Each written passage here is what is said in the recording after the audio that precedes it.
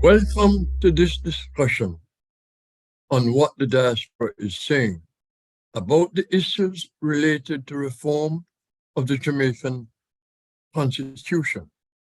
Individually, many of us in the diaspora have been expressing our views about the process, context, and areas of the Jamaican Constitution that must be changed to create a constitution that is representative of a truly independent nation and that which reflects the aspirations of Jamaicans at home and abroad.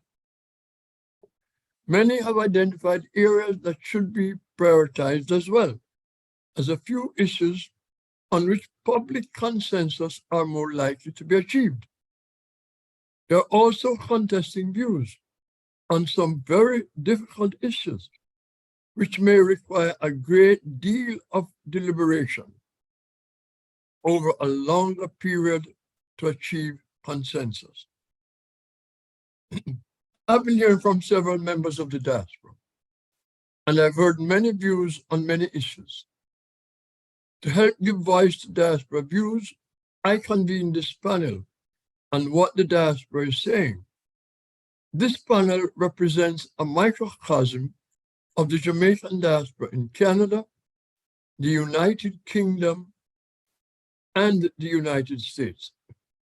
Tens of thousands more have strong views on this historic constitutional reform process. Our discussion today are being live streamed on Ambassador Curtis Ward's YouTube channel. Due to technical difficulties, we were not able to live stream on Carib Nation TV YouTube channel, but this discussion is being recorded and will be broadcast on Carib Nation TV. We want to make it possible for all interested Jamaicans in the diaspora to participate. And I implore you, if you're watching, to join the chat and leave your comments. Your comments are very important to us. All comments will be taken into consideration and reflected in a report on the discussion, which will be published in the Ward Post for wide circulation and which will be shared with the chair and members of the Constitutional Reform Committee. Before we get underway, let me quickly introduce members of our panel. The panelists are all accomplished in their respective fields of operation and are fully engaged on diaspora and Jamaican issues. So there's no need for me to repeat their resumes here. In alphabetical order, I extend a very warm welcome to Dr. Delia Bateman, General Counsel, Wilfrid Laurier University, Toronto, Canada, a member of the Jamaican diaspora in Canada. Mr. Erwin Clare, Senior, OD, Managing Director, Caribbean Immigrant Services, and Founder, Chairman, and CEO of Team Jamaica Bitter from the Jamaica Diaspora, USA.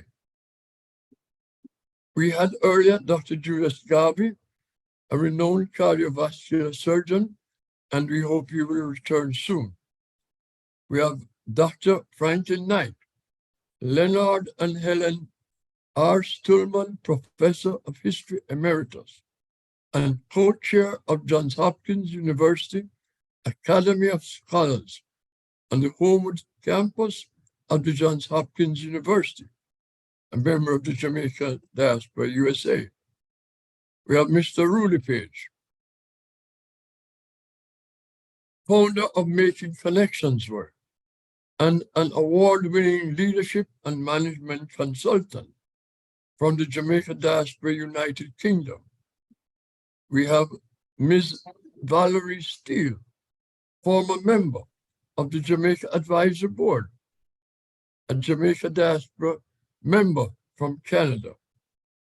We had earlier Dr. Doreen Wilson, visiting professor of religion and multiculturalism, Joint Council of Churches for All Nations, School of Theology, and a multiple award-winning leading diversity expert from the United Kingdom Jamaican diaspora.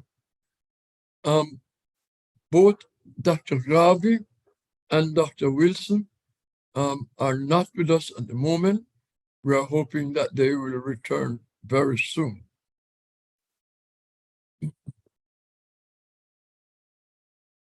We will start this discussion on constitutional reform on an issue that is very concerning for members of the Jamaica diaspora. Jamaican political leaders of both political parties like to use the phrase, Jamaica is a country without borders, in the context of the importance and value of the diaspora to Jamaica. Yet, there is one perpetual glaring omission from inclusiveness, and that is the governance of Jamaica. At the time of announcement by the Prime Minister of the formation of the Constitutional Reform Committee, he fails to include representation of the diaspora. He did not state or indicate any indication to include the diaspora in perhaps what is the most important governance issue since independence. With mounting pressure from the diaspora for representation in the reform process, we have seen a few comments from the chair and others to engage the diaspora on the margins, but no clear path has yet been offered. So I turn to my panelists and I ask, what are your views on this omission and lack of a clear path for diaspora input in the reform process? I will begin with you, Dr. Bateman, who's at the top of the alphabet. Thank you, Mr. Ambassador, for inviting me to join this very distinguished panel on a very important subject. I will start by saying that the time has certainly, it's long overdue for Jamaica to move towards true sovereignty and sever itself from what I see as a pointless, archaic institution of the monarchy. And as members of the diaspora with strong ties to Jamaica, it would certainly be appropriate to be involved in the discussions regarding severing ties with the monarchy. This discussion has been going on for decades, and I can certainly hope that it will go forward this time around. You see, as Jamaicans, you know, we in the diaspora, we've never stopped having Jamaica's best interest at heart, socially, economically, and politically. Here in Toronto, there are approximately 250,000 Jamaicans. And another reason I find it a little peculiar that we meaning the diaspora, have not been included in the discussions is that there's actually a global diaspora council with over 30 members, and 14 of those members are from the United Kingdom, the United States, and from Canada. So it certainly signals that the voice of the diaspora is essential to these types of important discussions.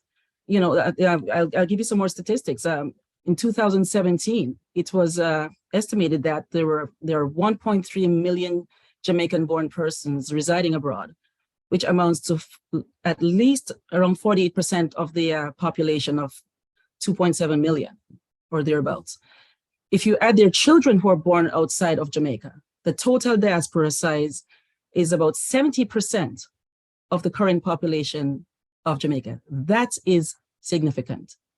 What that suggests, especially on economic front, is that remittances into Jamaica from the diaspora accounts for approximately 20% of Jamaica's GDP. Canada, I can speak for Canada, being the third largest contributor behind the US and the UK, respectively. So yes, as to whether it was an oversight, yet to be seen. But I certainly hope that by 2025, when is the intended date for the referendum, that we will be able to have our say. Thank you. Dr. Knight, you're muted. Unmute. Sorry, yes. Sorry about that.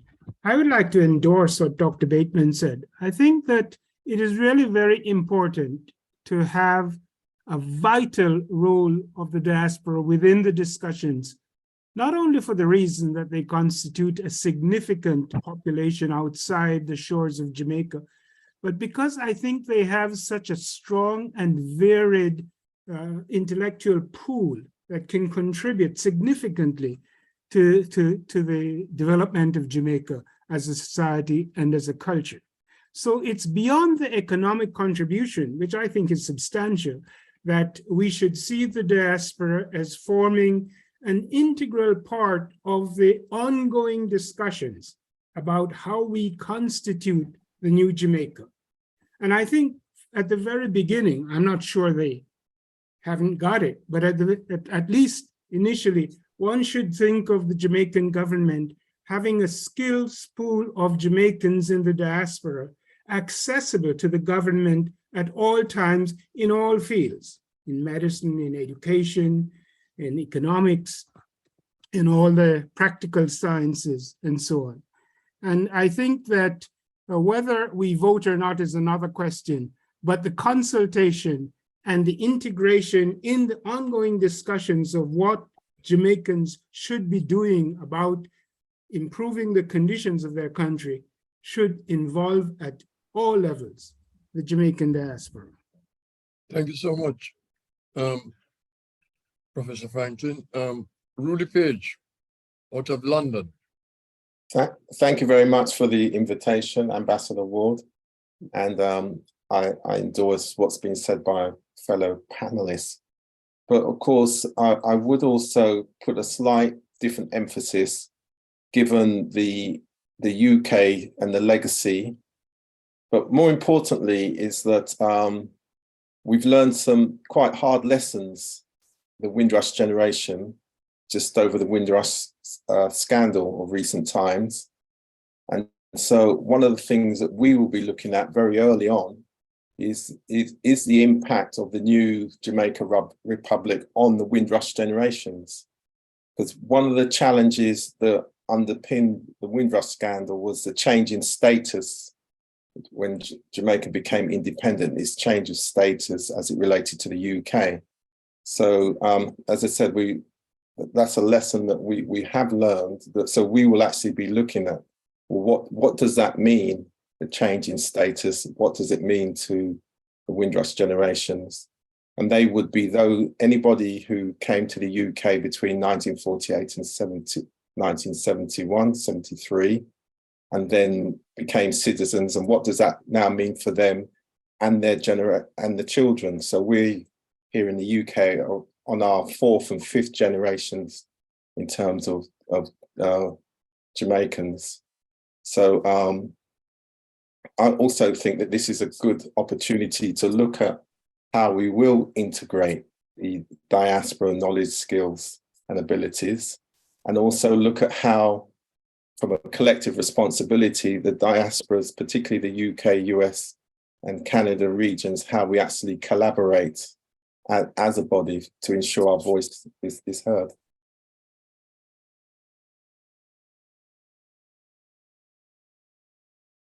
You're on mute. You're muted, Mr. Ambassador.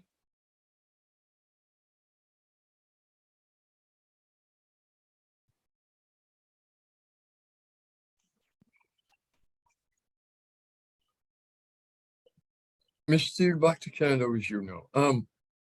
Could you give us your views on this issue of diaspora being excluded from the Reform Committee and there being no clear path for inclusion that has been articulated by the chair of the committee or the Prime Minister?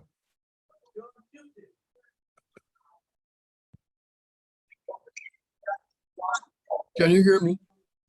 I can hear you. Can you hear me? Okay, I can hear you now. Okay. Good afternoon, everyone. It's nice to be with you this afternoon. It's raining and it's cold in Toronto. Jamaica is a country without borders. It is fair to say that statements like that are generally made when it's useful to do so. In reality, it is not a reality that insecure politicians and bureaucrats would want to enshrine in their day-to-day activities. This is not a blind omission, given who is chairing the Constitutional Reform Committee.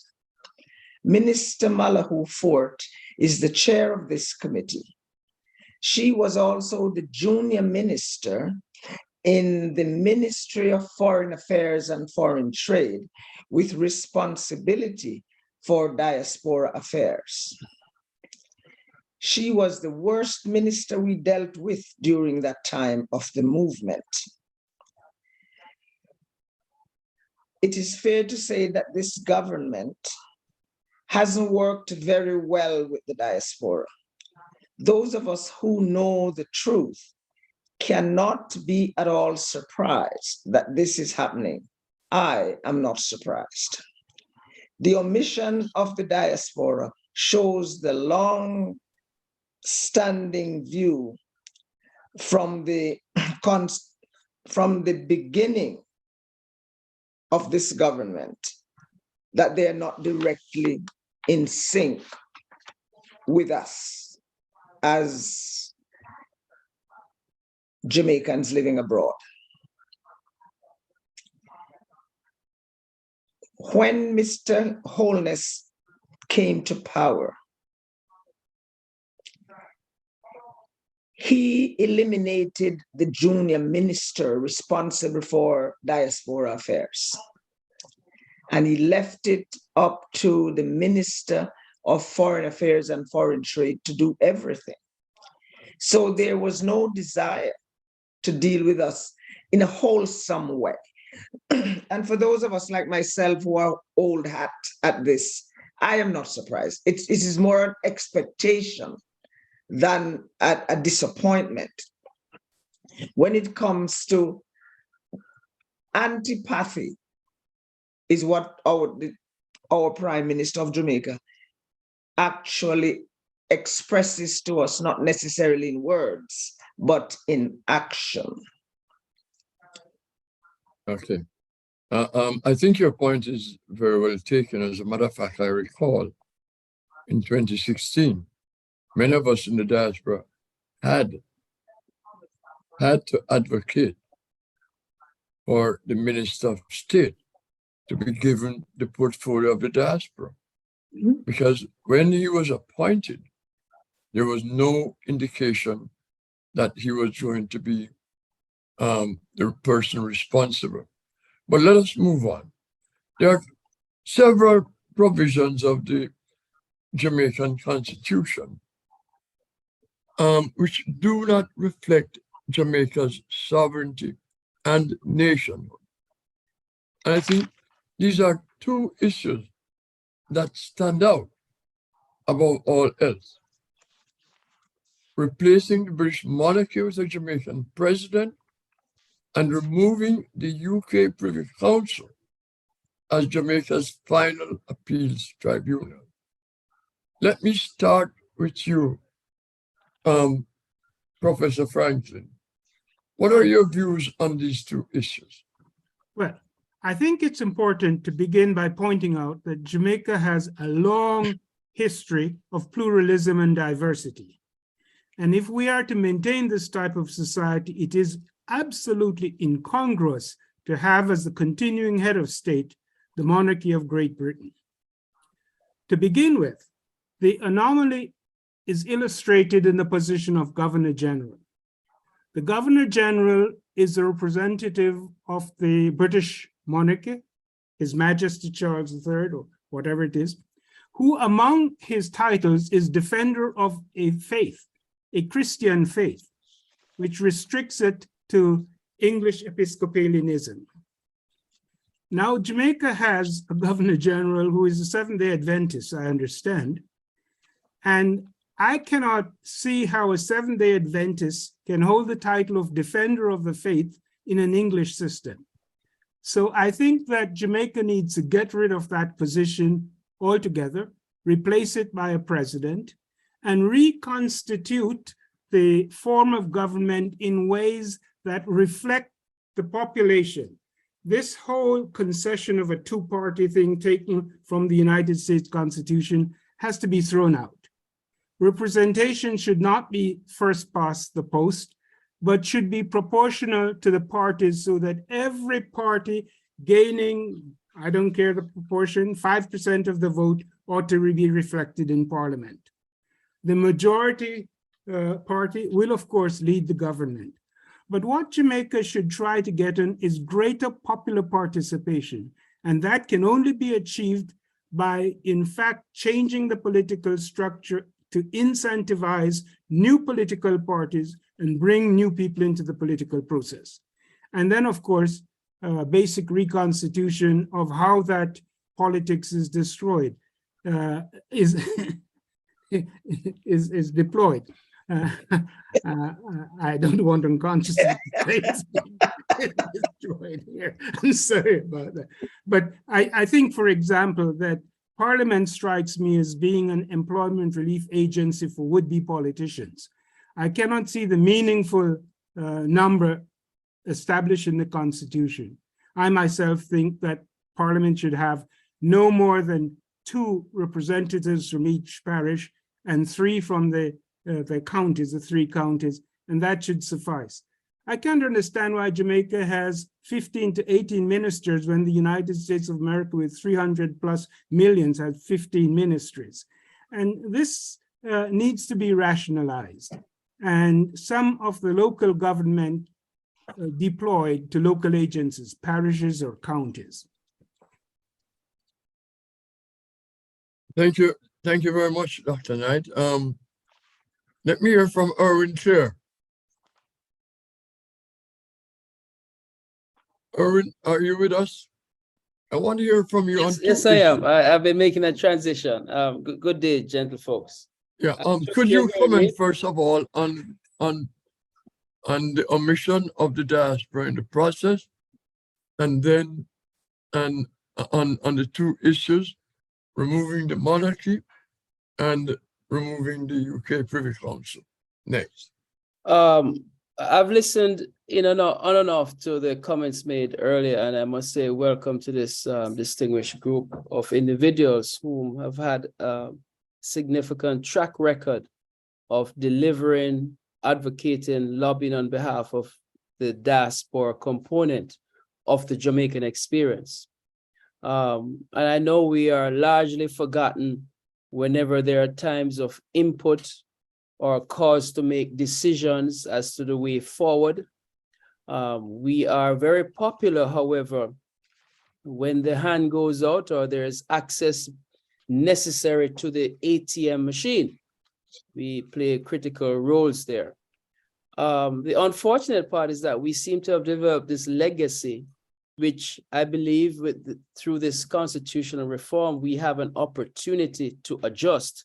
And that is how we assemble and those who are necessary to be part of the decision-making process in our country. And that takes can take a whole different perspective. One would jump and say, well, it starts at the whole process of how the fact that we're determined as a borderless nation, does that also involves us participation in the electoral process? I'm one of those who believe in representational politics from the standpoint where it's proportionate. I don't subscribe to first past the post. I think that is something that has, I won't say no, instilled and ingrained in us this kind of partisan approach to our existence, which has not served Jamaica well. Well, no. So with that being said, the constitutional reform at this point, I too was one of those who were very disappointed, but not surprised that the constitution of the first 14 persons did not involve a distinct representation from the diaspora.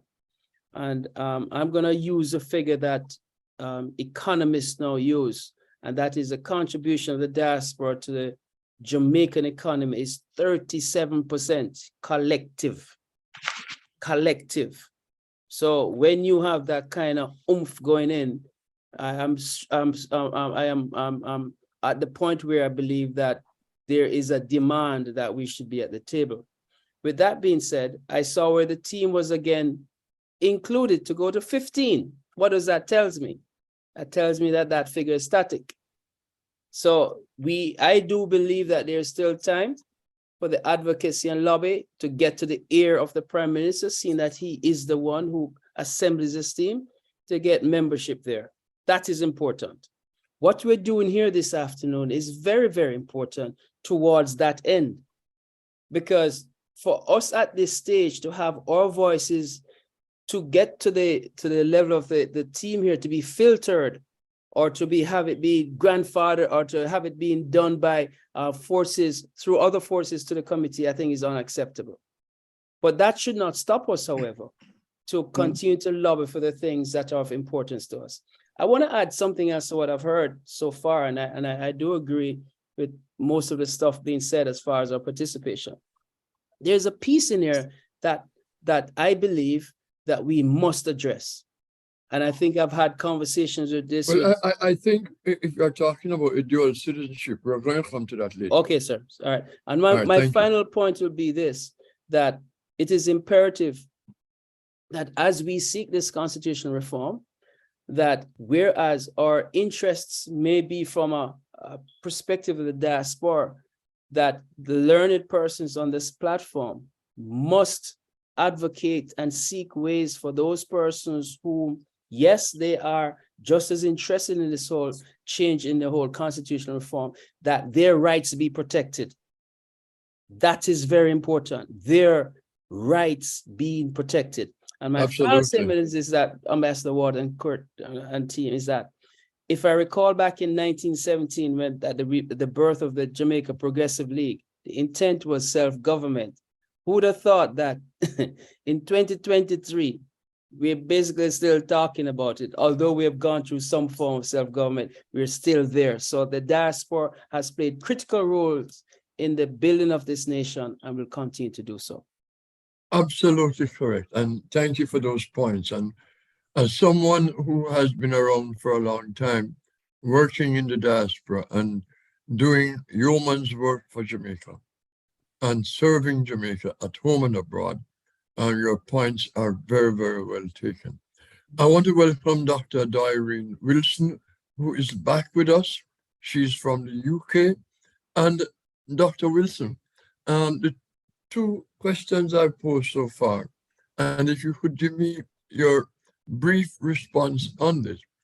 One, the omission of representation from the diaspora. And two, the second point is the question of replacing the British monarchy with a Jamaican president and removing the UK Privy Council as Jamaica's final appeals tribunal. I must ask everyone else to mute their mic because you are showing up on the screen as speaking or breathing heavily. So please mute your mics for me. Dr. Wilson, please unmute. Can't hear you, Dr. Wilson. Please unmute.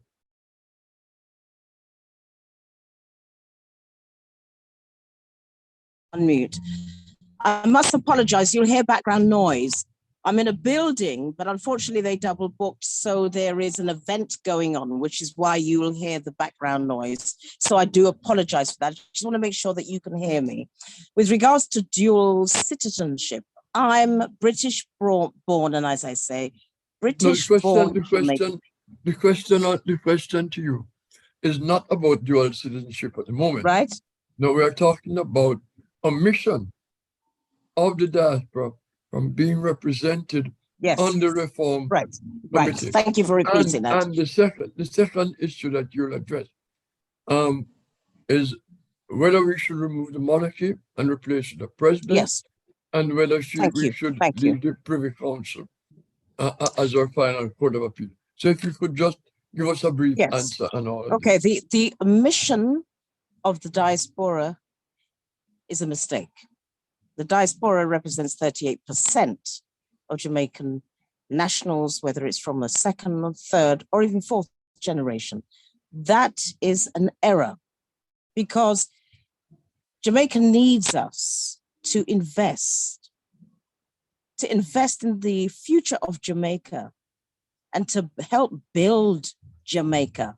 So to omit diaspora is a mistake. I acknowledge myself, and again, I'm a diversity expert, internationally recognized. I liaise with all sorts of people like me, not exclusively so, but a lot of people like me, second generation Jamaicans. We see ourselves as Jamaicans, not because we're not on the island, doesn't mean we're not part of the society. We are a family, we're part of the family. So to exclude us would be an error. People like us who are second generation, who are professional, who are educated, who can bring new knowledge, competencies and skills to the island is crucial. So to exclude us is like a rejection to people like me. It is crucial. And I feel very strongly about this, particularly not solely because people are of Jamaican roots and origin, but my relative was the former Deputy Prime Minister, Seymour Mullings. Yeah, on the other side. My grandfather was a politician there. I'm very proud of my heritage. So not to include us is like rejection. We're not worthy, we're not valued. And what will happen is second, third, and fourth generation will go elsewhere. We don't necessarily want to do that. So it is crucial. With regards to the monarchy, I would say we don't need it. We've moved on now. The Queen is gone and so forth. And I'm not going to be disrespectful because I don't believe in that. I'm being totally objective. We have to look at where we are in terms of the here and now and what the monarchy has contributed to Jamaica. What is the value of being or having the monarchy as part of the Constitution? Why would we need the monarchy today? And again, I'm being objective in that regard. And the second aspect, because I'm trying to listen to, my volume is quite low. What was the other aspect of the question? The other aspect of the question is, should Jamaica drop appeals to the Privy Council? Yes, I Thank think you. we should. We no longer need the monarchy. Why would we need the Privy Council? Yeah. It is time for Jamaica to step out of its comfort zone and to grow into its own as a society. Well, you're right. And the argument is, if we are decolonizing Jamaica, how do we decolonize?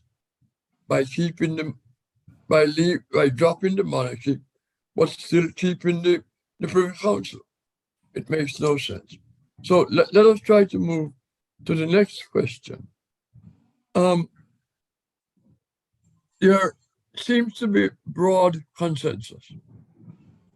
And I know Dr. Knight has strong views about doing away with the presidency when that should come into being. But before we even get there, while there's broad consensus to replace the monarchy with something local, there is no consensus on how to select that individual. So, and what that individual role would be. So, Dr. Wilson, if you could mute your mic, I'd like to ask Dana Bateman to give her brief assessment of that. Well, if we are going to remove the monarchy, which we should, then clearly we are going to have to replace it with our own head of state, if you will. Currently, the Jamaican Constitution is the government is based on the Westminster model. We have mainly a two-party system. Of course, democracy suggests that there is room for other political parties to enter the fray, but we know that it has been a two-party system from time immemorial. That can continue. I don't necessarily see a deficiency in the way we elect our prime minister right now. That part could continue where the majority of the people and whoever they elect becomes the president or prime minister, if that's the title that will go forward. But rejecting the monarchy or severing from the monarchy goes without saying. We have to have our own head of state. We have to have our own governance. And with the issue of the Privy Council, it also follows that we should be governing our own judicial affairs. We cannot be resorting to a Privy Council. If we are going to cut ties, it has to be a clean break. We can't cherry pick here that we have one piece that's good for us here and one piece over there.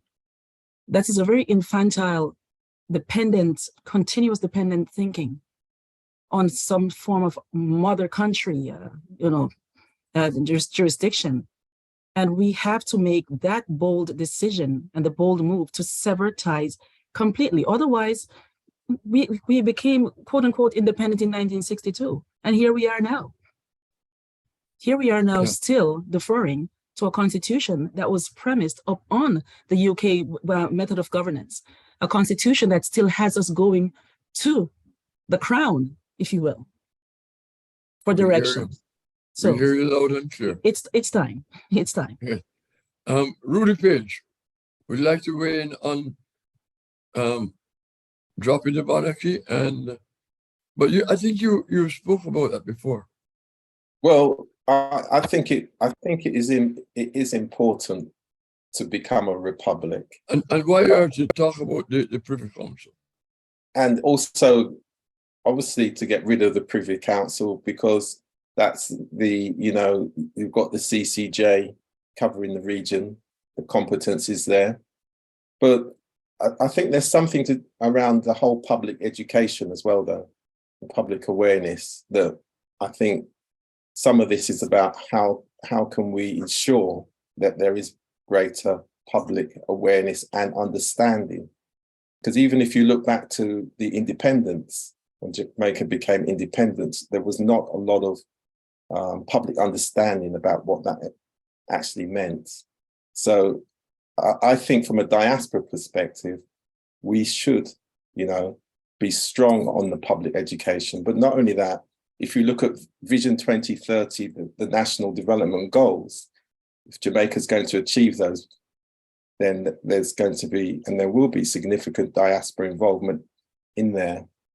So I believe it's the collective strategy of the diaspora as well to ensure that our voice is heard at the table. And I also believe, finally, that the republic status should be a much more inclusive society as well. Moving from exclusion, legacy of exclusion, to inclusion. And those of us in the diaspora, many of us have battled most of our working lives in the area of inclusion. So we actually understand what that means at all levels. And I think has been mentioned before, health, economic development, education, all those areas. Okay, There are Dr. Wilson, we have to be Dr. Wilson, strategic. before I come back to you. Yes. Let me go to Professor Knight.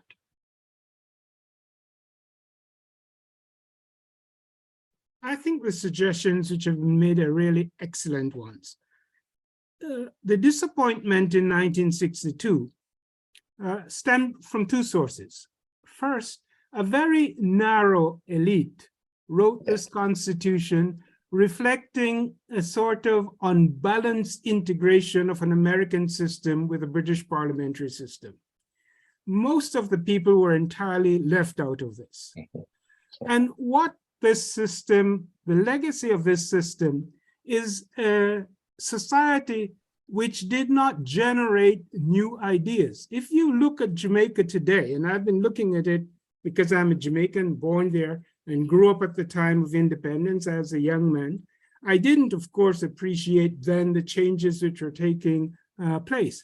But I am quite disappointed that since 1962, the society has not generated new ideas about inclusion of the masses of the population. And the masses are the most creative part of Jamaica ever since it became English in 1655. If you look at the long history of Jamaica, it's a history which shows a society constructed from below, because the small elite did not have the critical mass to provide the leadership necessary for the development of any society reflecting the reality of itself. And the reality of Jamaica was a plural society. And I think the new constitution of Jamaica must fundamentally reflect this diversity and plurality and encourage these people. The last election in Jamaica had something like 37% turnout in the voting. I mean, this is appalling. And why? Simply because we have not inculcated in our educational system a sense of self. I think that Jamaica should put an emphasis on education as it had before once. It should pay teachers much better. Teachers should, like in Germany, be paid the same as members of parliament. They work harder and they're more important. So why not reflect it in their salaries? I once used to write a series of biweekly columns for the Jamaica Observer. And I remember suggesting many years ago, 40 years ago, I thought of the idea, wrote it about 20 years ago, that Jamaica, and it's not unique. I mean, I picked this up actually when I was in Madeira, where the government has a cess on every tourist. I think it's 1% in Madeira, which goes into a special fund, not into the general fund, that's entirely spent on education. And you go there and the educational system is fantastic. Schools are not single function buildings. Schools are general purpose buildings. They have, if they're in the main town, they have the mayor's office, they have the constabulary office, all in this high school. And I think this is just a marvelous way of looking at it. My suggestion when I wrote this column was to say that this special fund should support education and public health, that every Jamaican parish should have a decent hospital. And I think that the government should devolve some of the functions of taxation to local authorities to support education and public health. But I don't want to go on, Ambassador. I think I have spoken enough. And you're familiar with some of my unorthodox views. You know, one of the virtues of being able to communicate with Dr. Knight is that he has achieved so much, written so many books, and is such an acclaimed professor of history that when he speaks, I listen. And he is very humble about it. But Dr. Knight generally has very valuable opinions to share. I'd like Ms. Steele to give us your views about this issue with the selection of the president, if there's going to be a president. Because while there is consensus about replacing the monarchy with a president, there is no consensus as to how that president will be selected. And there's no consensus as to what the duties of the president will be. Should the prime minister, at any given point in time, have the authority to appoint the president, or should the people have that authority? I would say the prime minister should never have anything substantive to do with selecting the president. It is the people. This constitution has to focus on the people because the majority of Jamaicans have not actually reached their full potential because we have this tribal politics dragging us down. And I do agree with the gentleman from the UK when he speaks about educating the masses, because that's really what needs to be done. So people understand that we're not just saying throw out the monarchy and it's going to be business as usual. It can't be business as usual. Because one of the angst that I have, and I'm a country girl, is that I haven't seen the boat rising for the average Jamaican. And if I knew then what I know now, I would have stayed in Jamaica to work. The amount of advocacy that I have done in Canada to make this place a better place, I could have done the same at home. Chances are my big mouth would have had me murdered by then, but that's another story.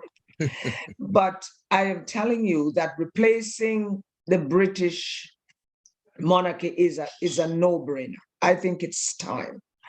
And one of I support that wholeheartedly. Every Jamaican child needs to see an opportunity to aspire to becoming the head of state of their country of birth. Therefore, the current constitutional monarchical system is just reaffirming to Jamaicans that they are not good enough to head their own country, but that some hereditary European enslavers, regardless of their capacity, are better than the Jamaicans. This should be ended if Jamaicans is to take its rightful place in destiny. Nationhood. Yes. So, and I'm just putting this out there, and I want Erwin to comment on this one after I say it. So, if we replace the president, the monarchy with a president, is he going to be just carrying out the same duties that he carried out as Governor General representing the monarchy? And will he still be living in a house called King's House? Erwin. It could also be a she, by the way. The gender here, it could also be a she. The person selected or appointed or elected. Agree. I live in a society where we have a representational, proportional type of representational government, where we have a president, we have elected members of Congress, we have a Senate, we have the judiciary, all those tentacles of government that are separated and have their responsibilities.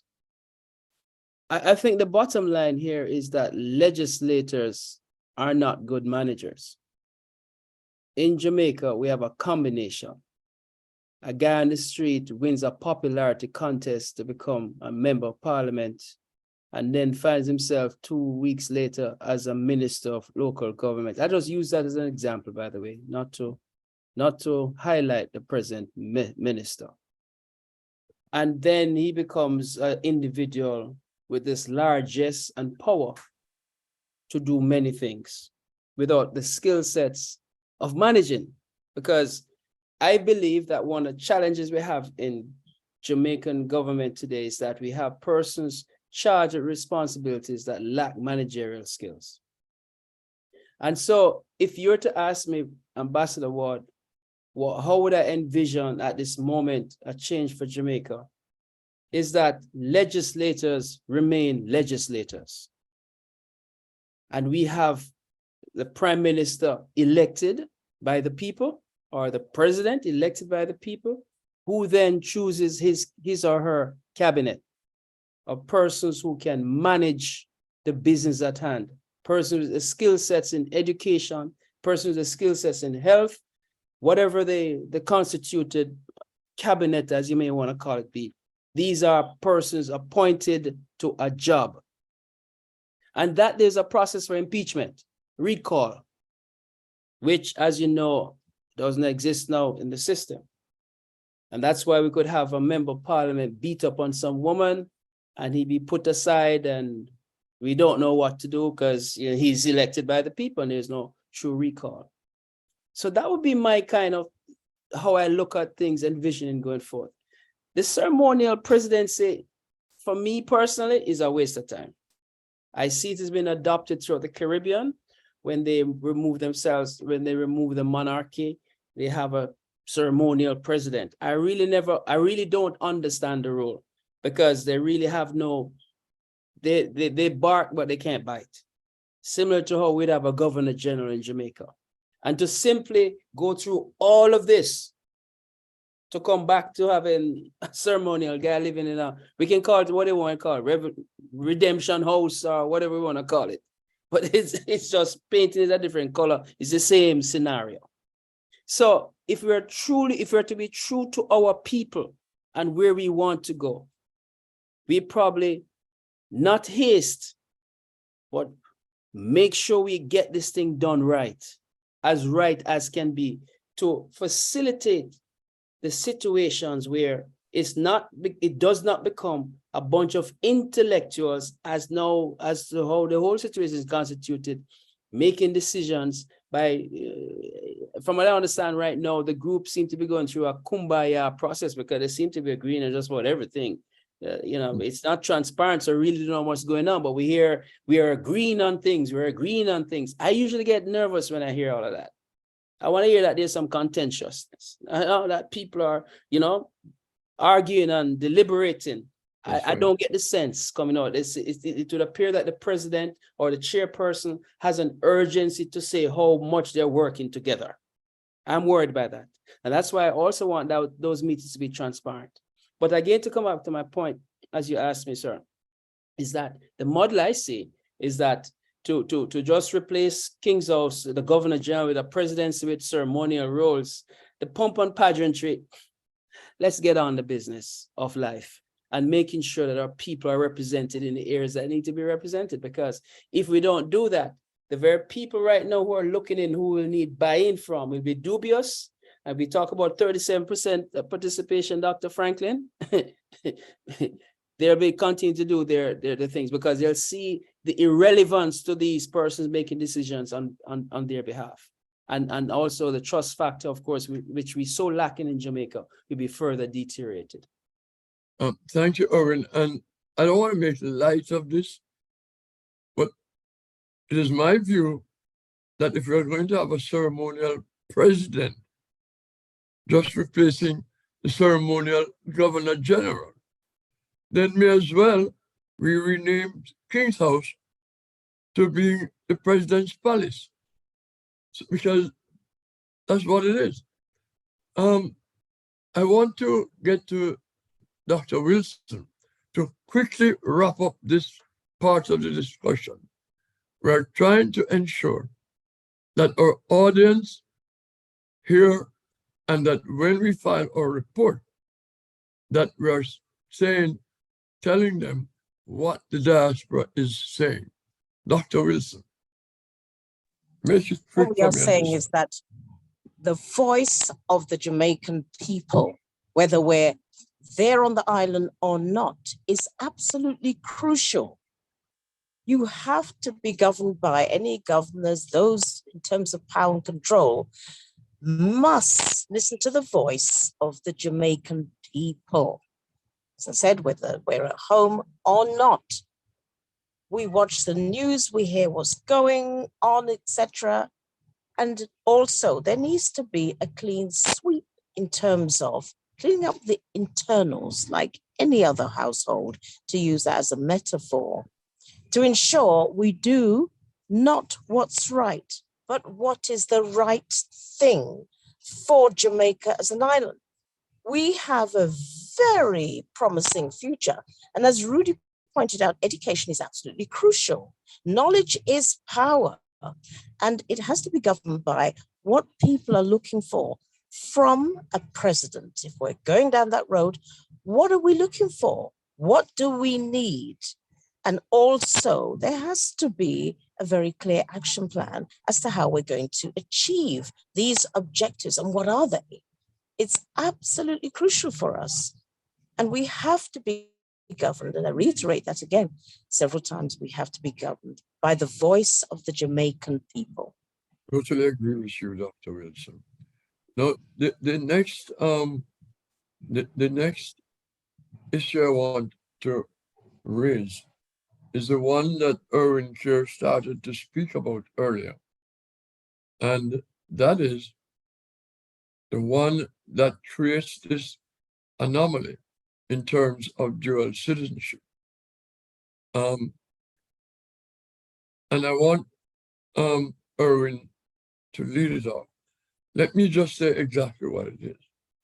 Section 40, subsection 2, and section 39 of the current Constitution on the issue of dual citizenship discriminates against Jamaicans holding American citizenship and provides special privileges to Jamaican, to Commonwealth citizens in the governance of the country, which are denied to Jamaican citizens elsewhere in the diaspora, particularly Jamaican citizens of the United States. Erwin, I want you to lead off on this aspect of our discussion. Thank you very much, Ambassador. The United States is home to the largest set of Jamaicans outside of Jamaica, and with a significant stakeholdership in their nationhood. The same can be said for Canada and the UK. The distinction here, however, is the population size. What Ambassador Ward has just rightfully said is that once you have acquired United States citizenship, you are barred basically from participating in the political processes in Jamaica.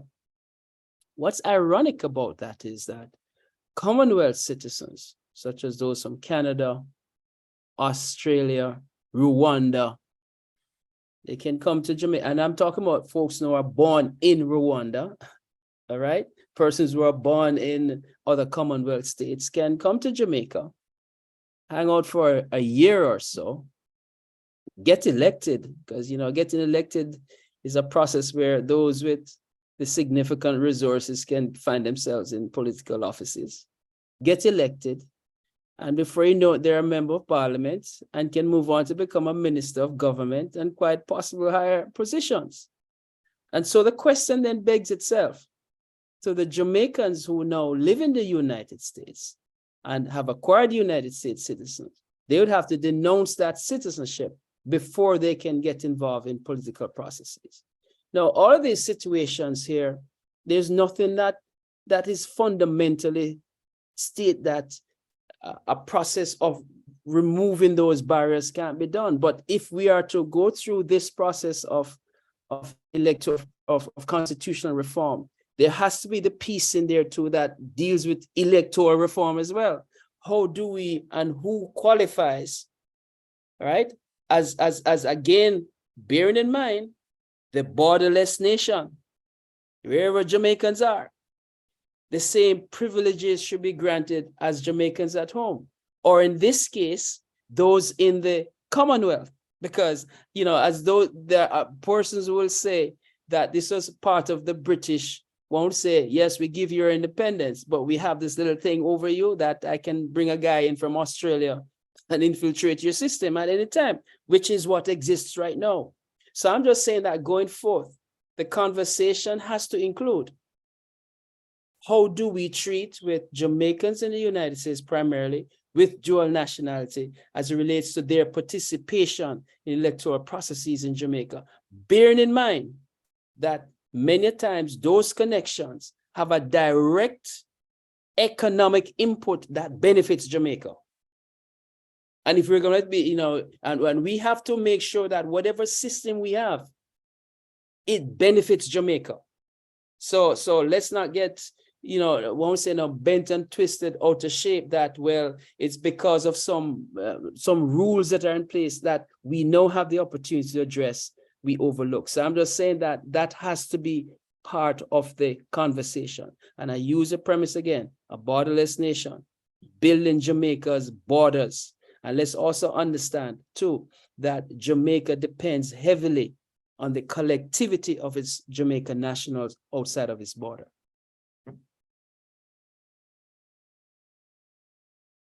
Very well said, Erwin Chair. Ambassador, could I just add something I to was what? about to call on you, Dr. Knight, because you, like Erwin and myself, are three people on this panel that are affected by this particular provision of the Jamaica Constitution. But let's make a clarification. Let's make a clarification. Let's make a clarification. Ambassador, let's make a clarification. I have no aspirations to run for elective office in Jamaica. Neither do I. I am Dr. too Knight. old to be in that category there or here, and I'm not so inclined. But I wanted to make a very important point, because Erwin and I think Dale, Doreen, and Rudy spoke to this before. One of the things we need to clarify in this new constitution is to what degree and how the overlapping functions of executive, legislative, and judiciary should be handled. That's very, very fuzzy and very, very difficult, but extremely important. And it goes back to, and should have been treated when we were talking about whether we should have, as I think we should, and it's long overdue, a local highest court of appeal in Jamaica of Jamaicans or of people in Jamaica. But what I wanted to join in the discussion was about the dual citizenship, and to point out that until 1865, Jamaicans could sit both in the Jamaican Assembly as well as in the British Parliament. And some distinguished Jamaicans like Edward Long and Brian Edwards did that, and others as well. So I don't think there is an incongruity in sitting in two parliaments and even having different functions because there are different situations. But if we are going to think about that, one of the things, and it comes back to the earlier discussion, Jamaica must build an excellent and civil service that's not only dependable, but has the technical expertise to carry out the functions. We cannot expect transient legislators to administer the affairs of their ministry or their sub-government if in fact they haven't got these ongoing civil servants. And civil servants' service should not be dependent on the whim of the minister. They should not serve the ministers, but these should be a very serious operation, again, like the judiciary, or in fact, like the legislature, should have its norms and protocols very well established in this constitution. Some very important points. And even though this particular part of the Constitution does not affect our UK and Canadian family, please raise your hand if you are from one of those two regions so I can know if you want to weigh in on this. I see Dr. Bateman. Dr. Bateman. I think in that regard, Valerie and I are in the clear. But, you know, I think the whole notion of dual citizenship only being attributed to persons who are Commonwealth citizens, it's just a very nonsensical and a very artificial construct. And if there's one part of the Constitution that I find seriously flawed, it's that part that excludes our Jamaican American brothers and sisters from the democratic process. Again, when we look at the contribution that is made to Jamaica economically, and I will go back to economics because at the end of the day, that is very, very important. you cannot say contribute to nation building from where you are, but step aside when it comes to participating in the governance of the country. So that part I find extremely off-putting about the Constitution and the way it treats our American residents or American citizens. There is no justification at all for it, and this is the time for all of these weaknesses that we see in the Constitution. Now is the time to address all those deficiencies. It cannot continue like this, and every so often it comes up on both sides of the political aisle, where there is a member or two who are struggling with having to choose between dropping an American citizenship first, so in order to participate in the Jamaican democratic process, and that needs to change, and fast. Thank you. Anyone else from? Okay, Valerie. Ms. Steele? I have a question for the learned lawyers on this panel. I am under the impression that the United States has had a long-standing policy that when you become naturalized, their citizenship or their citizenry supersedes your home country. Am I wrong? Am I wrong about that? You are correct, Valerie, and so it's a it's a tug of war on both sides. No, You're absolutely correct. Hold on a minute. No, it's negotiate. It's not quite like that. Go ahead. There are countries which the United States recognizes dual citizenship with those countries. I think there are 3 or 4 of them. Yeah. Is Jamaica one of them? No. No. There you go. So that is something we need to work on, because the truth is, if the US can drag you out of parliament, if you're young enough to send you to war because you have your dual citizenship, as an old woman, I got a problem with that. There's somebody with some kids in the background.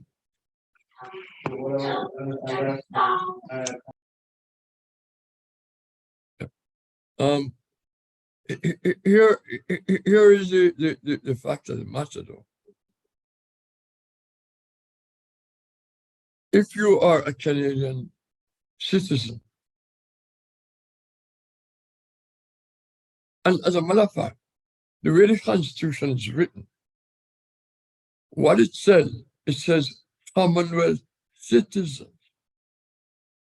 It doesn't distinguish between Jamaicans who have become citizens of a Commonwealth country. It's Commonwealth citizens. Blanket coverage. However, Section 39 makes a distinction with dual citizens who are American citizens. And that is totally discriminatory. Like any other Jamaican born in Jamaica, or navel strings are buried in Jamaica. I know mine is buried under a lignum vitae tree in St. Elizabeth. And nothing can take away my Jamaican citizenship. Nobody can. I can easily renounce American citizenship. I've done it before. I know how to do it. Okay? So having American citizenship should not be a handicap to participate in the governance of Jamaica. You are required to give up American citizenship in order to do so. Whereas with a Commonwealth citizen, there's no such requirement. You only have to reside in Jamaica for a year. And you can participate in parliament, be appointed to the Senate and be appointed to head statutory bodies without any problem, without any issue. So we want that discrimination to disappear completely. Anyone else want to speak on that before we move on? Okay. The next issue before us is on the question of the fundamental rights and freedoms, provisions which were added to the Constitution in, I think it was April 2011. I've heard some chatter about weakening those freedoms and weakening those rights. And we have as co-chair of the Reform Committee a former military person who, and I haven't verified his statement, but whom I've seen reported as having talked about curtailing certain freedoms under circumstances which do not apply under the Constitution. There are others who believe that the rights and freedoms are not broad enough. It's not inclusive enough of all Jamaicans and should be broadened and strengthened rather than be narrowed on the margins. So I want to hear from Rudy Page and Dr. Wilson, first of all, on these issues, starting with Rudy. As I said earlier on, there shouldn't be any kind of watering down of human rights. And, and it's very clear in terms of international expectations and responsibilities of all countries. But going back to the systemic challenges within the society, we talk about the values of respect and inclusion are the common ground for all, regardless of background, culture, or status. And so we really believe that, and that's something that has to be pursued. And we understand that, and we've been touching on it, there are what we would call from a systemic point of view, barriers that are carefully protected or carefully constructed and protected, I should say. And I think we've just got to apply some thinking and start creating 21st century thinking, but 21st century institutions and structures as well, because we seem to be having a discussion about 19th and 20th century structures, and we know that we're not designed to be inclusive. So I think we've got an important voice to start to bring some good examples of what good looks like, what inclusion means, And so I'm really in that area, and there cannot be any watering down of the human rights of individuals, given the legacy from where we're coming from. Thank you. Dr. Wilson. To be inclusive, we have to recognize difference. We are looking at a Jamaican society, whether home or otherwise, of people of difference, although we have a commonality, and that's absolutely crucial. And there's also a generational perspective, and the needs of different generation will differ. They'll be dissimilar, and some of them will be the same. We have to acknowledge that. But as Rudy pointed out, respect is a core, commonly shared value for all that we take for granted. But respect from one perspective could be somebody else's disrespect. Where there's a lack of awareness and understanding because we take it for granted, there lies the issue. And even with the government, it is easy to assume from the perspective of the government that they are serving the nation without realizing you're so off point, you're off guard. You have to consult with the people in context to find out what their needs are, to be truly inclusive and to embrace the nation as it should be embraced. Thank you, Dr. Wilson. Dr. Bateman. I absolutely agree with my two previous panelists.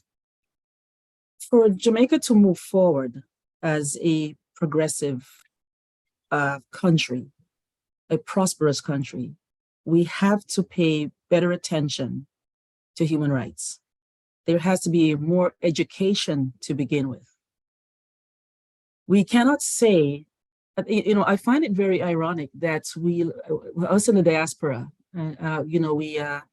wherever we choose to live outside of Jamaica, we argue and we have the same challenges with discrimination across all kinds of spectrum. Yet within Jamaica, we seem to think that it shouldn't apply there as well. So that's something that has to be seriously addressed, and it can only be done through a concerted effort on both sides of the aisle towards education, educating the masses, and putting greater emphasis on basic, fundamental human rights. Otherwise, we'll be like a hamster on a wheel. We're going nowhere. Thank you. Dr. Knight, you would like to weigh in on that? Dr. Knight? Yes, I agree with that. I would like in the rewriting of the Jamaica Constitution for it to be more simply written than it is now. Too many lawyerly phrases in these. If you look at the Haitian Constitution, it starts out 1, all Haitians are Black. 2, all Haitians are free. And just like that, very, very simple. And the irony of that, of course, is that until recently, if you wanted to be a Haitian, you had to first swear to the Constitution, regardless of color, because color was unimportant. If you were a Haitian, it didn't matter what your epidermis was. You were considered to be Black. And Haiti, it's not known, they pioneered human rights already in the 1790s in their first constitution, where they say all people are equal before the law. And that included women as well as men. It didn't quite work out that way, of course, because Haiti's history was not in their control for such a very long time. But it did work for a very long time until the American Civil War. Until 1860, Haiti had a higher per capita income than the United States. And a lot of people don't know about this. They look at Haiti today and think it has always been like that, but it wasn't.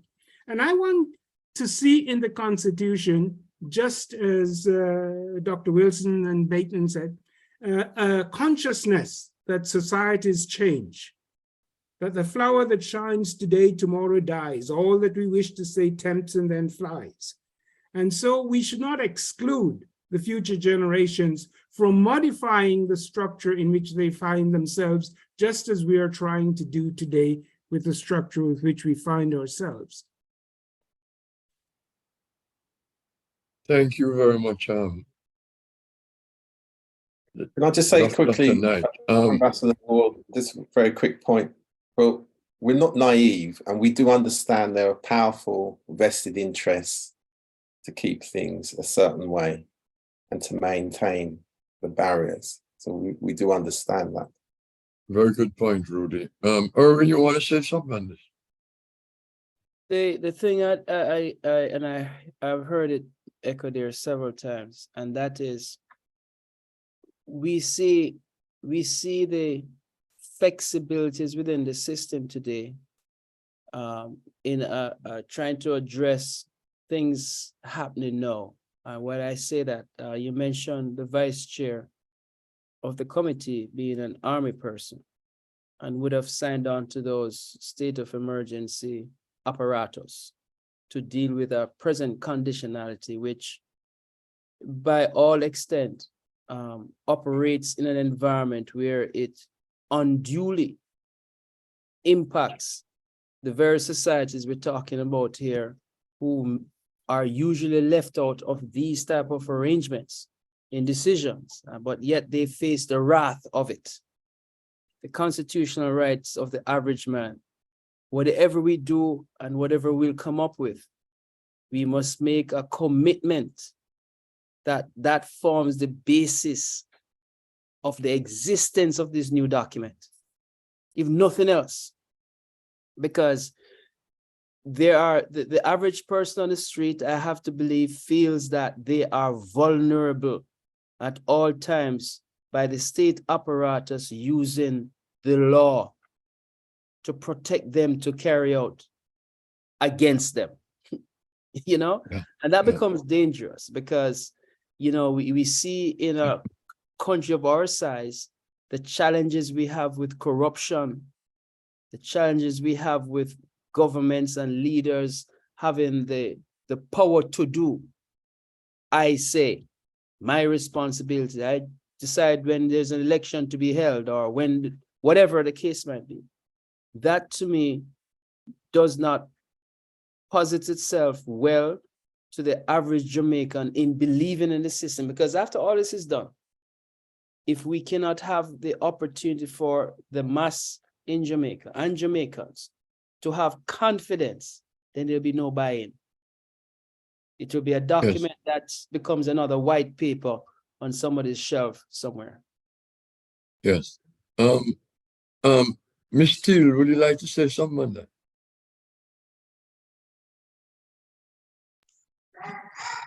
I agree entirely with Erwin, because you have to sufficiently educate the people so that they have a common understanding of where we're going, what we're doing. Because when 37% of your population comes out to elect a government, it is telling you in the starkest form that people are just fed up of the same old, same old. So people, you have to be purposeful in ensuring that the poverty boat lifts people out of it and people feel a sense that they belong. Because until you have that, and it would be nice if it's written and entrenched, and to segue a little bit, just to think that as a Jamaican, you can't go to a beach that you grew up on because others have come in and decided that you're too disruptive or you're not good enough. Jamaica has to do a 360-degree in order to make sure that people are truly free, their potential is entrenched, and that they matter.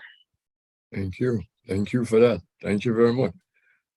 We're kind of running up on time, so try and keep our comments as succinct as possible. But I still have a few issues I want to I want to raise. One of them has been raised somewhat, concern checks and balances on the executive and the legislative branches of government. And this has reflected on the level of governance and transparency in governance, which has not been acceptable in many ways. If I may ask Dr. Knight to quickly comment on this for me. Yes, I think this is a very important theme. And again, what we need, or what the new constitution needs to do, is not only to clarify these three principal national divisions of judiciary, executive, and legislature, but also to devolve some of the powers which the present constitution gives at the national level to the local level. Because I think if you're going to educate people and encourage them, incentivize them into political participation, and groom them into national leadership, there should be more attention paid at the level of parishes and counties than we now in Jamaica give that. Everything comes out of Kingston, the national capital, when in fact there is absolutely no reason why a lot of the power invested in these ministries could not be devolved and decentralized to the parishes and to the counties.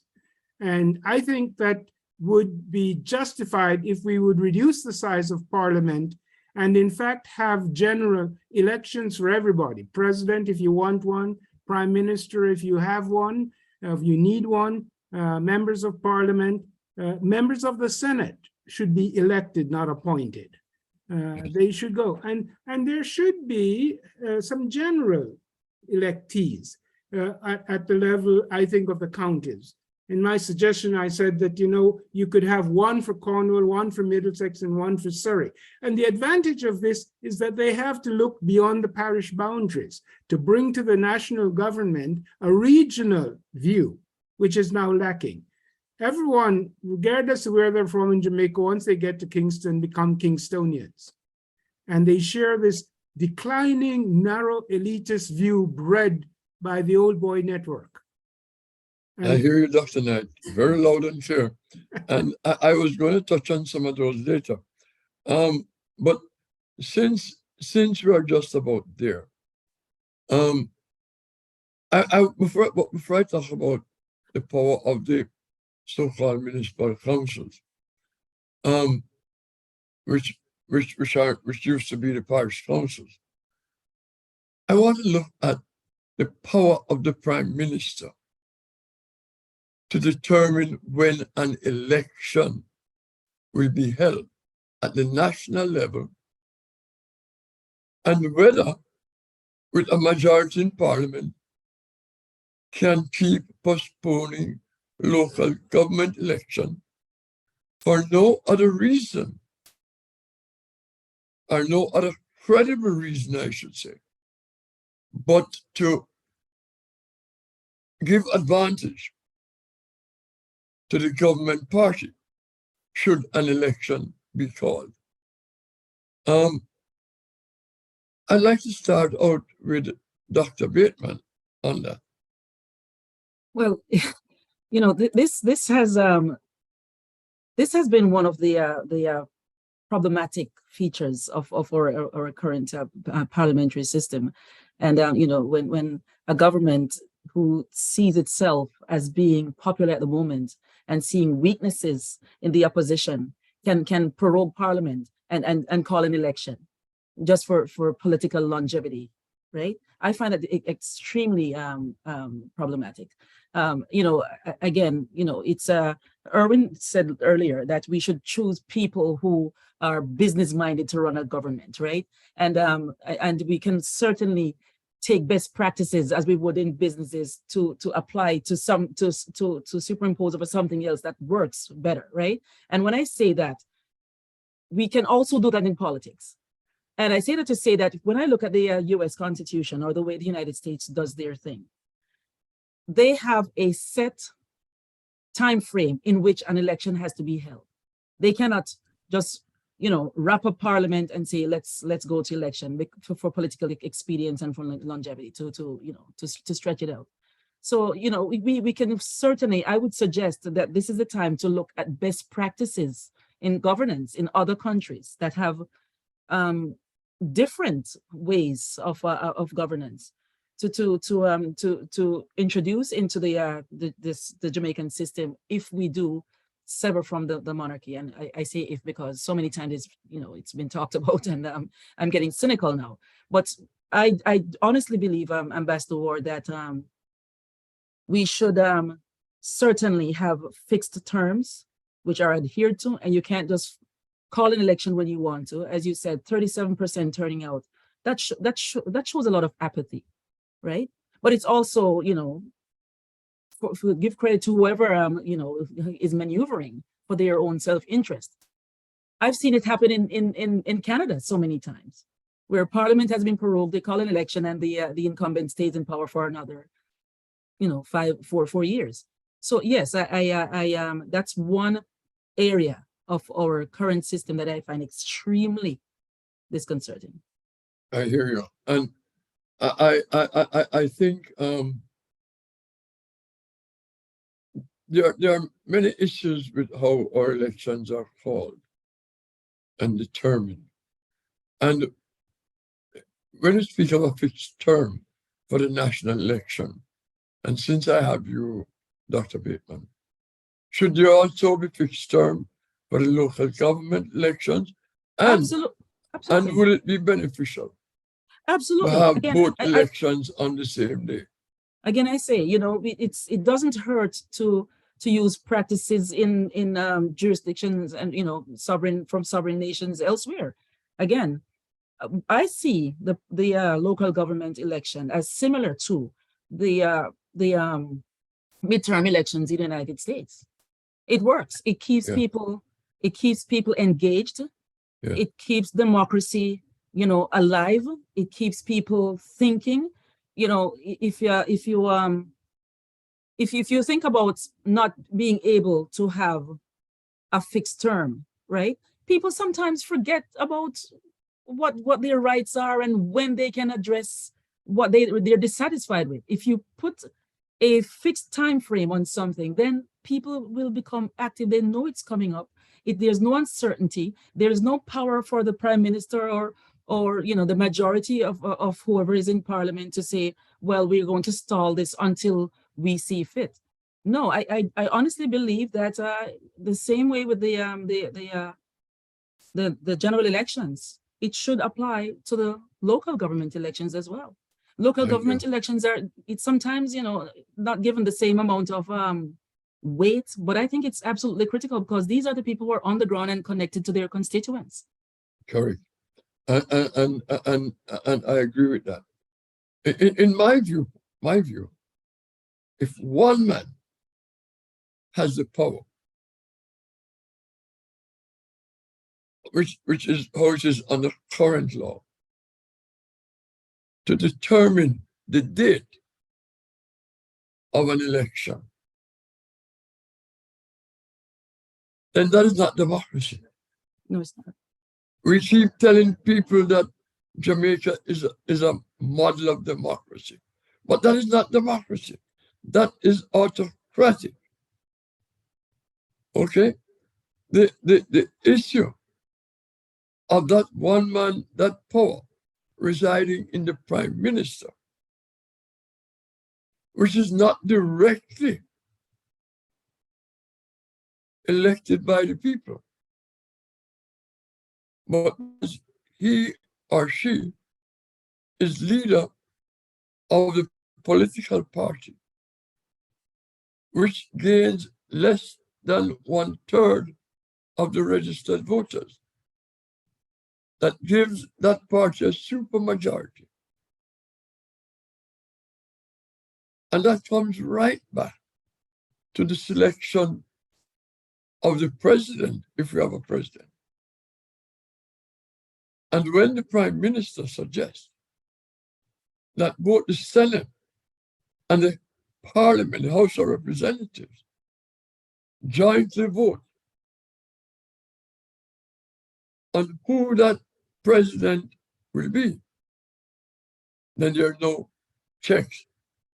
There's nothing to prevent the prime minister for ignoring the advice of the leader of opposition and determine who he or she wants to be the president of Jamaica. I know Erwin had touched on one minister having the power to determine what happens at the local government levels.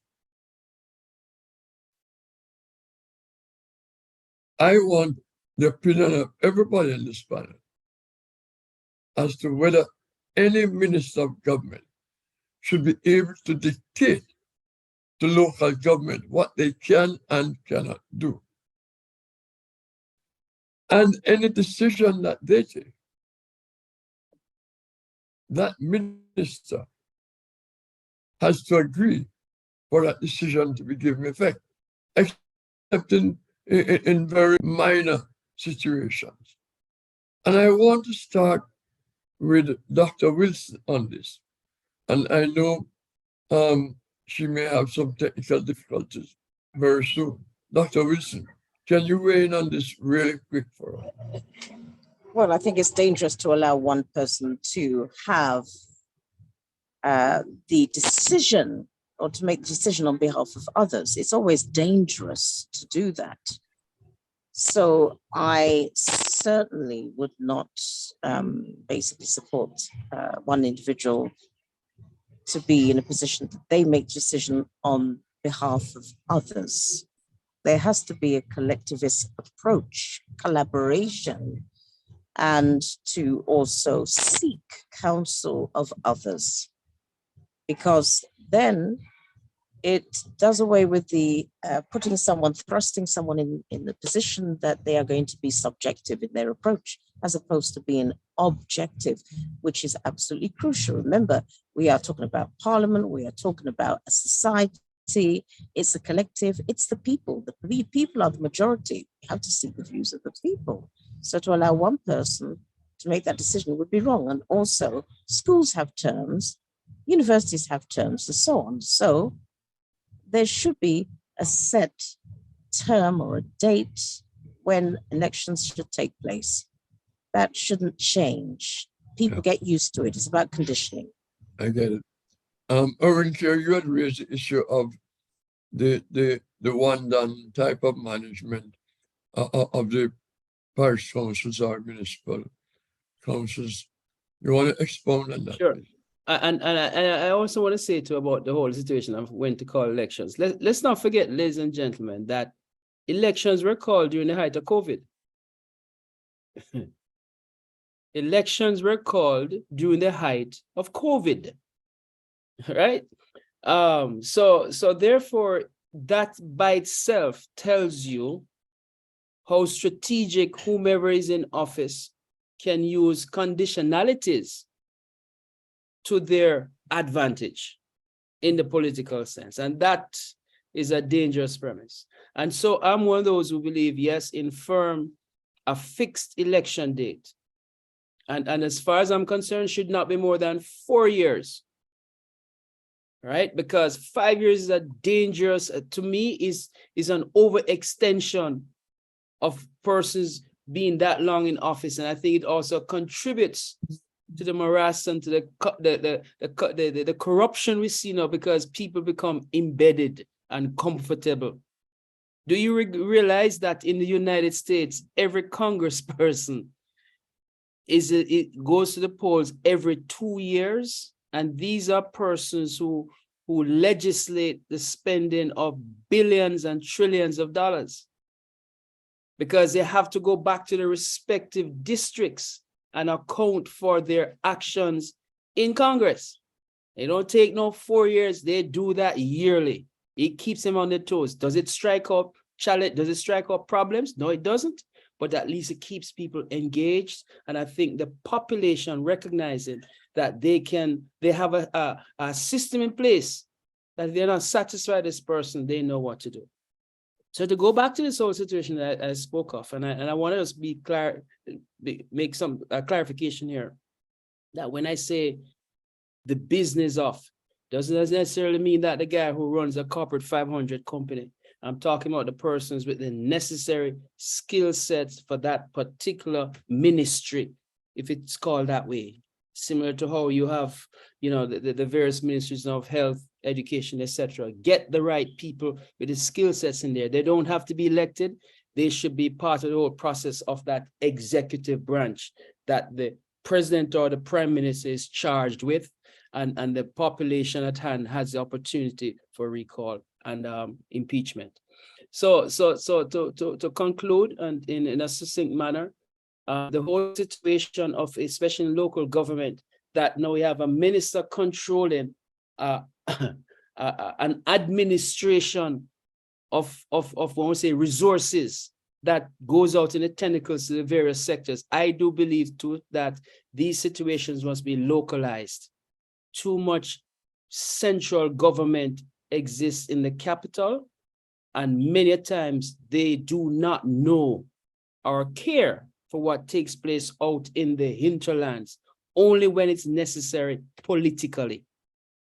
So people within maybe Middlesex or wherever they may be in the western section of the country, or the rural areas of the nation, should have a voice in what they say, in determining what is in their best interest, so that there can be a collective approach when it goes on now as it relates to how resources are distributed. Because as it is right now, too much power is vested in the minister. And I'm not, the system allows for it, so therefore it's not a criticism of the individual. The system allows for it right now. We need to adjust that. That's it, sir. Thank you very much. Thank you very much. Dr. Knight. Yes, thank you for calling on me. I would like to support the notion of a complete separation between local and national government. I think we should have a single election date for both governments, every 4 years, every 3 years, every 2 years. That is cosmetic. That's not very important. But it's absolutely important to separate the functions of local government from the national government. And it's absolutely essential to devolve responsibility to these local government agencies of certain aspects of the society: education, public health, transportation, and so on, and to give them the means of raising the taxes for it. I could go into that, but this is not the place.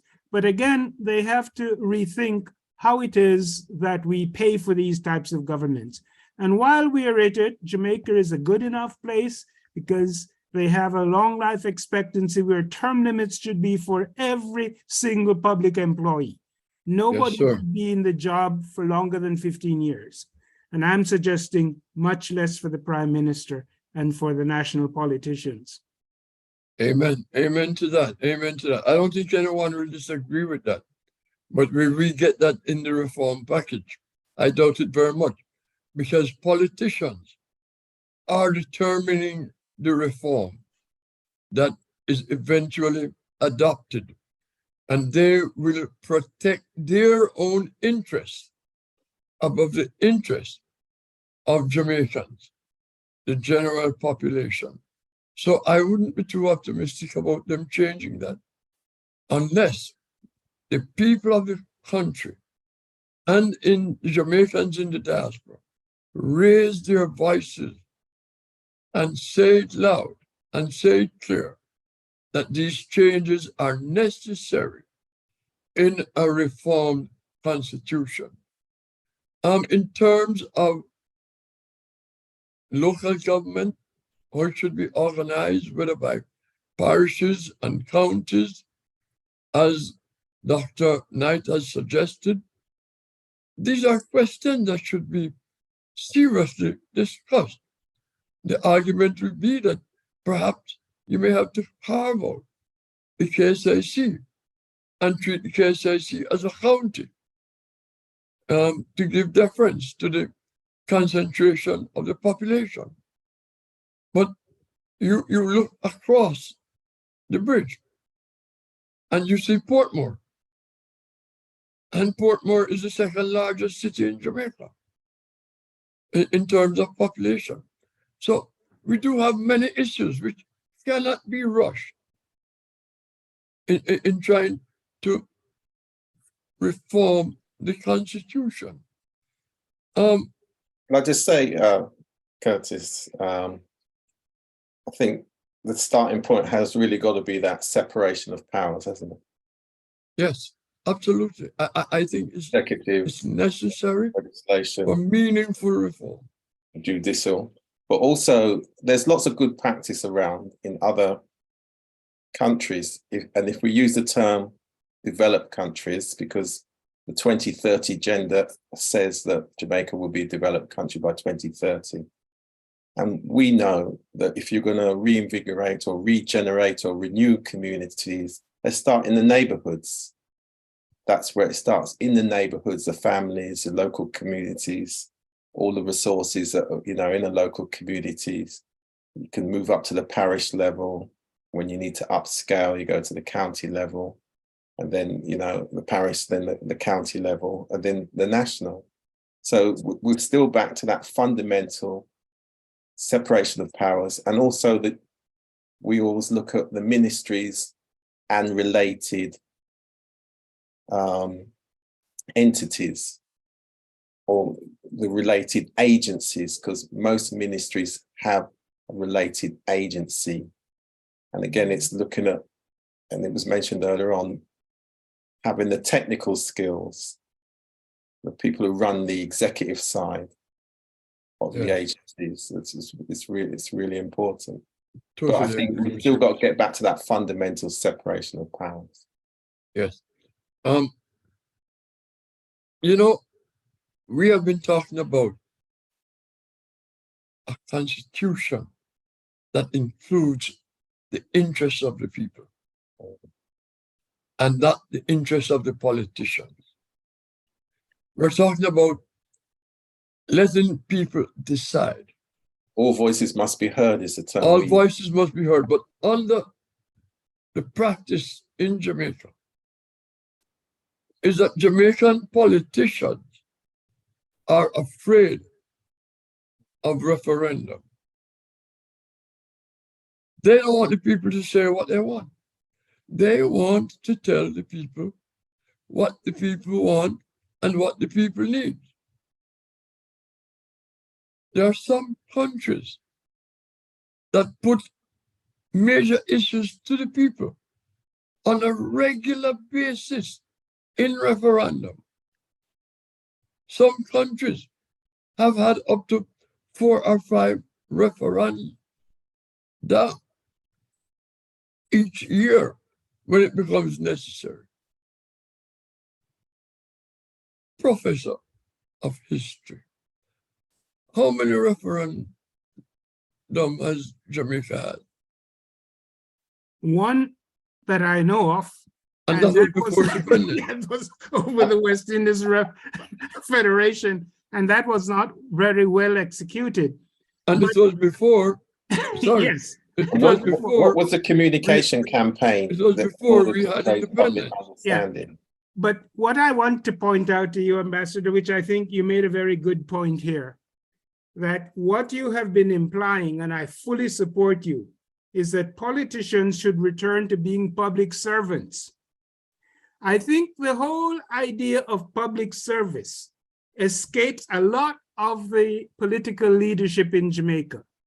They think that it's somehow an inherent right, once you get elected once, to remain part of this system and to restructure the system for your perpetual support. And that's why I think any new constitution has to return the power to the people. And the way that this is done is devolving power from the central authorities to the parishes and counties, but also separating a lot of the functions which are done centrally and should or can be more efficiently done locally.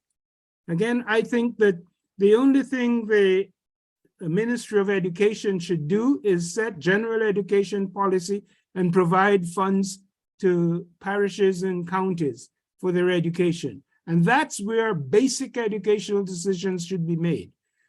Teachers' unions should not be marching to Kingston to try to talk about their working conditions. They should be marching to the capital of their parish or wherever it is, a county, however it's devolved, to determine those sorts of things. Okay. Before I wrap up, I'm going to ask each of you for final comments, and I'm going to start with Dr. Wilson.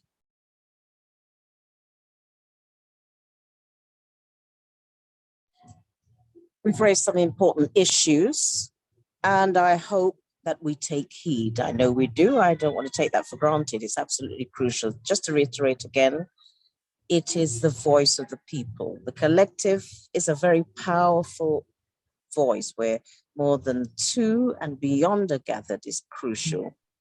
Change is here.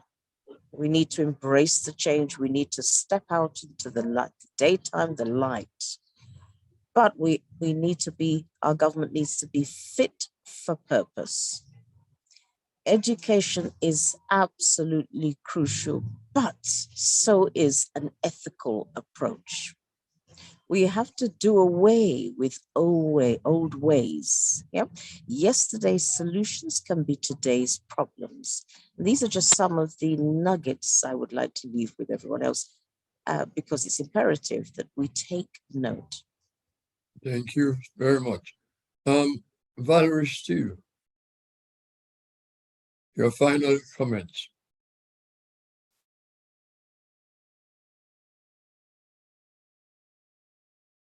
Ms. Steele, your final comments, please. Yes, I was muted. Thank you for that. I believe that all of the people who serve us should be elected. The Senate should be elected. It shouldn't be up to the Prime Minister and the leader of the opposition to pick who they want. I think the people should be entrenched in every way. And in addition to all of that, you should educate them of the pros and cons of a lot of issues that affect them daily. Because if you pay attention to your local places, some of those places haven't changed at all. And it's the same person that's representing them. And my question is, you have to educate people as to the benefits of change, because change is constant. Thank you. Dr. Bateman.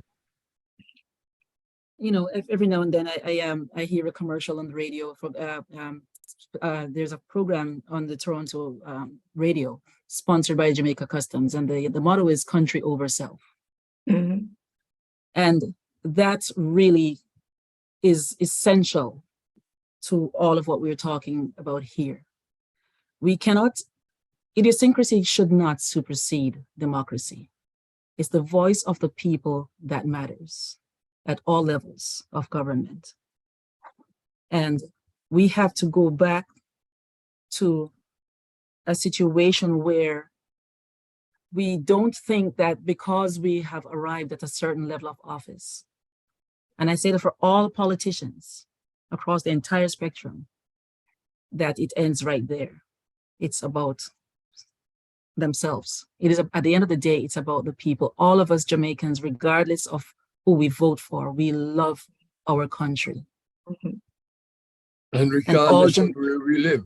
And regardless of where we live. That's right. And we want our country to love us back. Thank you. Thank you very much. I endorse that totally. Mm-hmm. Rudy Page.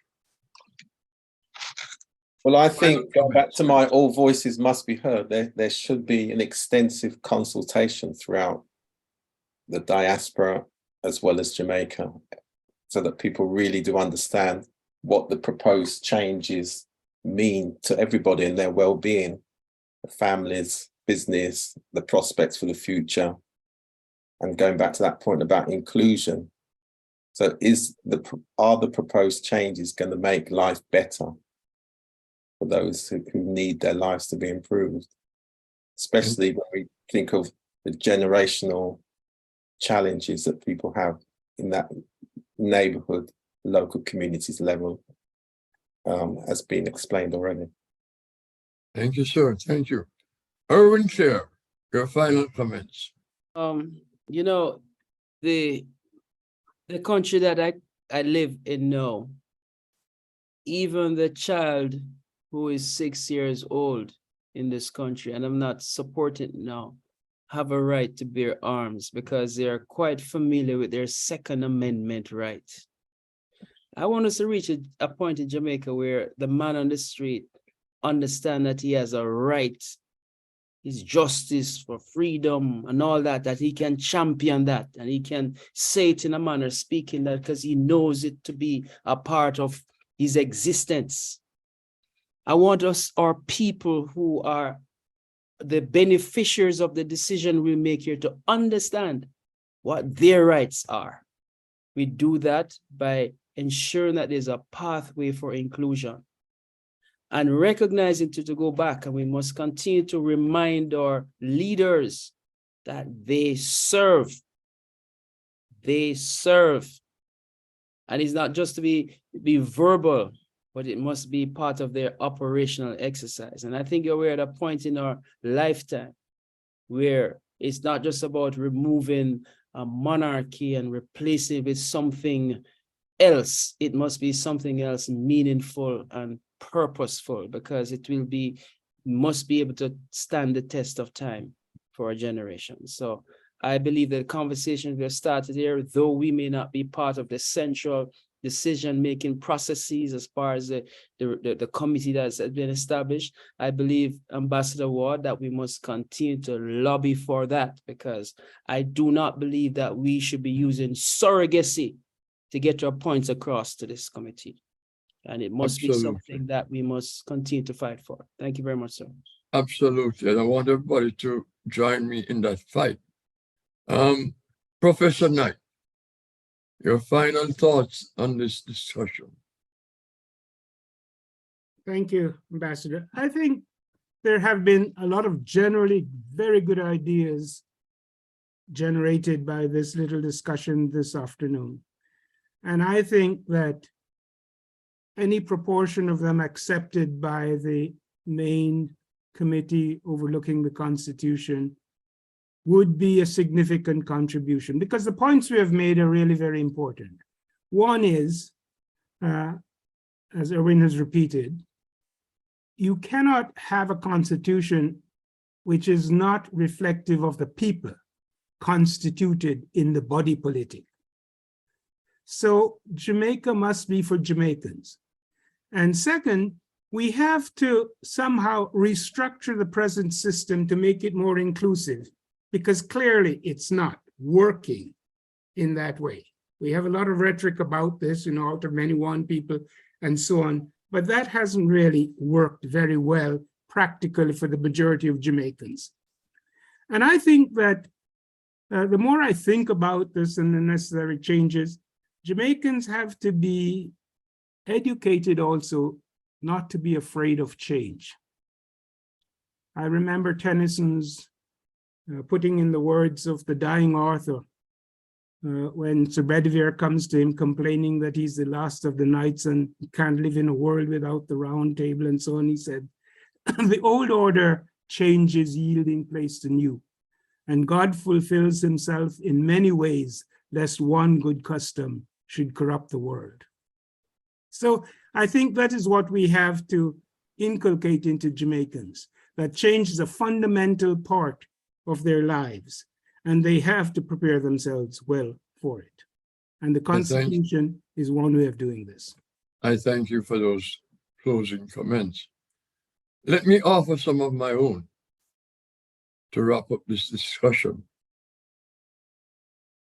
From my observations over the years, there's no question in my mind that diaspora members are more apt to demand transparency in government and accountability by those in charge of the governance of the country, and are more likely to advocate for the interests of the people above partisanship and political self-interest, in which,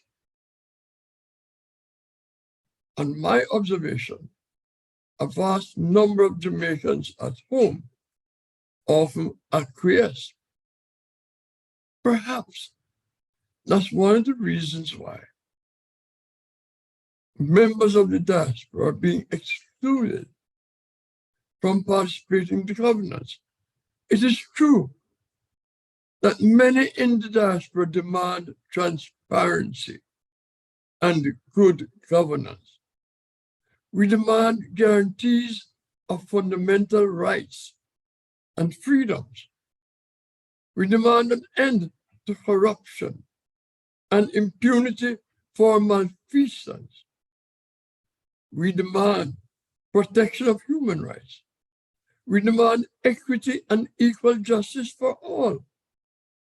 And we say that government has a responsibility to guarantee human security across all spectrum of society, not for some at the expense of others, and the others are usually in the majority.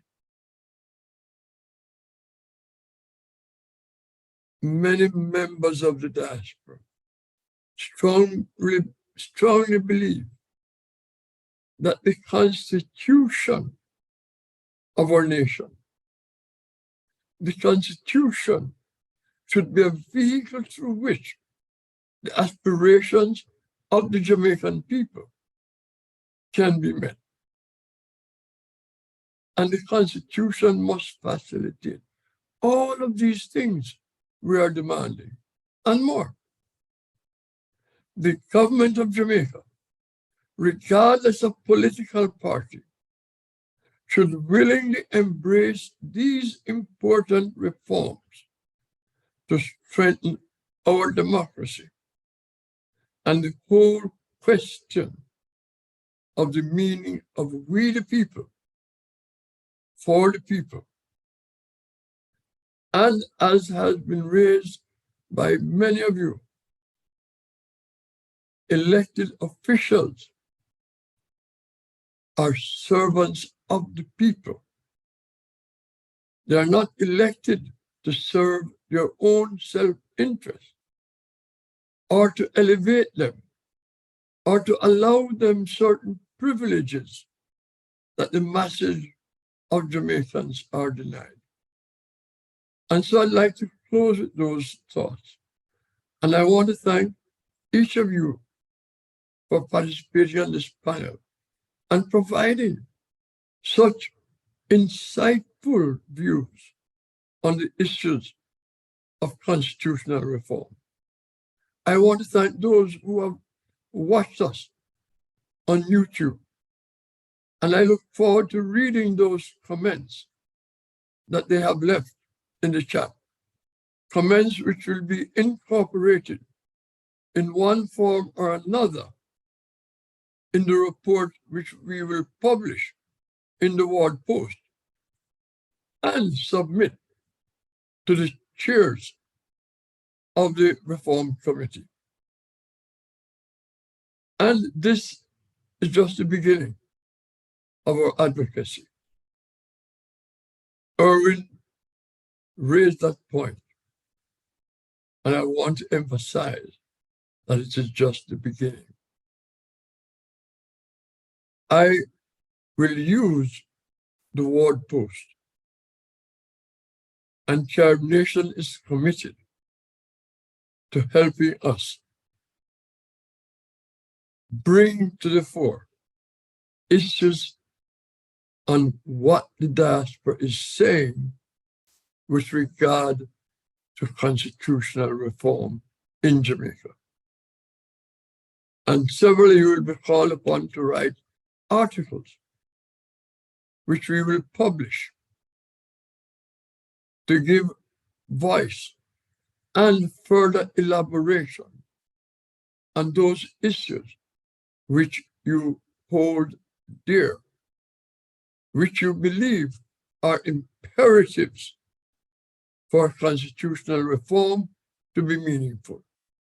Again, thank you very much, and I look forward to working with you in the future. Thank you so much.